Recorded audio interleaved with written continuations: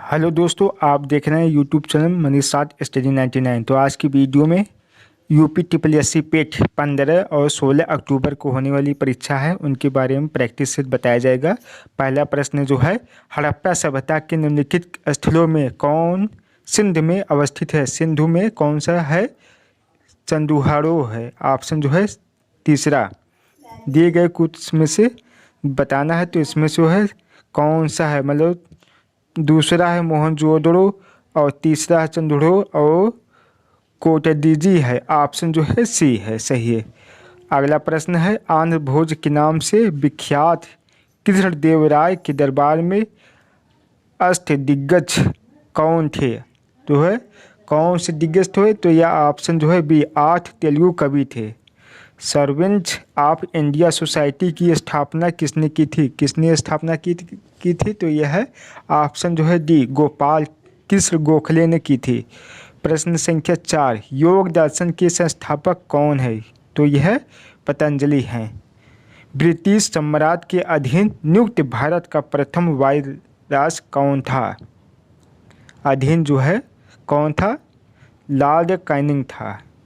प्रश्न संख्या जो है 6, वर्ष 1916-17 में महात्मा गांधी ने दमनकारी बागान व्यवस्था के खिलाफ किसानों को संघर्ष के लिए प्रेरित करने के लिए का दौरा किया था। कौन सा दौरा था? यह है चंपारण का। ऑप्शन जो है सी। महात्मा गांधी जनवरी 1915 में से भारत वापस लौटे। कहाँ से लौटे थे? तो यह है दक्षिण अफ्रीका से लौटे थे भारत में। गांधी जी के द्वारा क्रियान्वित प्रथम सत्याग्रह जो नील किसानों से संबंधित रहा, इससे जुड़ा स्थल कौन सा है? तो इससे जुड़ा जो स्थल जो है चंपारण है। ऑप्शन जो है ए। समाचार पत्र केसरी का संपादक किसने किया था? तो यह है बीजी तिलक ने संपादक किया था। ऑप्शन जो है बी। महात्मा गांधी ने दंडी यात्रा की शुरुआत कहाँ से की थी? तो ये जो है तो यह है साबरमती आश्रम से की थी। प्रश्न संख्या जो है 11, भारत का सबसे ऊंचा पर्वत केटू गाडगिन अस्टीन किस पर्वत श्रृंखला में स्थित है? कहाँ पर स्थित है? तो यह काराकोरम में स्थित है। समुद्र में दीर्घ ज्वार कब उठता है? समुद्र में जो है दीर्घ ज्वार कब उठता है? तो यह पूर्णिमा तथा अमावस्या के दिन उठता है। 10 डिग्री चैनल किन दो द्वीप समूह को जोड़ता है? तो किसको जोड़ता है? तो यह है अंडमान एवं निकोबार द्वीप को आपस में जोड़ता है 10 डिग्री चैनल। थालघाट दर्रा निम्नलिखित में से किस पर्वत श्रेणी पर स्थित है? किस पर स्थित है? तो यह पश्चिमी घाट पर स्थित है। भारत के किस नगर में 2 रेलवे जोन का मुख्यालय है? किस नगर में है? तो यह मुंबई में है। अगला प्रश्न है, किसके नियम के अनुसार बुरी मुद्रा अच्छी मुद्रा को चलन से बाहर कर देती है? तो यह है ग्रेसम का नियम।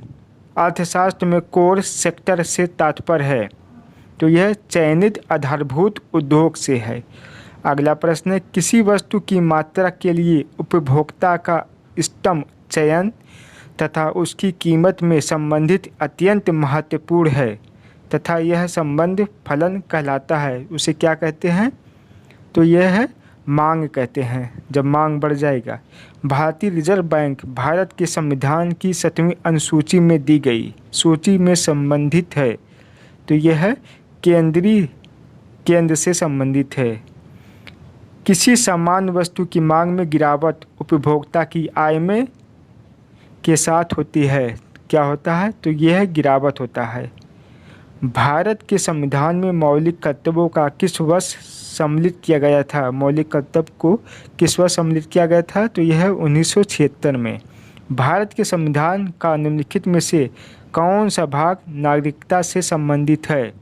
नागरिकता से संबंधित जो है भाग दूसरा है।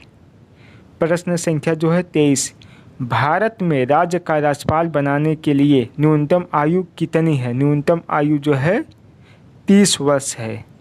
भारत के मुख्य चुनाव आयुक्त की नियुक्ति कौन करता है? तो यह राष्ट्रपति करता है। राष्ट्रपति जो होता है वही नियुक्त करता है। प्रस्तावना के अनुसार परम शक्ति किसके हाथों में होती है? किसके हाथों में होती है? तो यह जनता के हाथों में होती है। प्रश्न संख्या अगला है 26। निम्नलिखित में से कौन सी जड़ नहीं है? जड़ जो है इसमें से कौन सी नहीं है? तो यह है अदरक। ऊपर से देखने पर पानी का टैंक उथला हुआ क्यों दिखाई देता है? तो क्यों देता है? तो यह है अपवर्तन के कारण। प्रश्न संख्या जो है 28। लाल तथा हरे रंग के मिश्रण से कौन सा रंग प्राप्त होती है?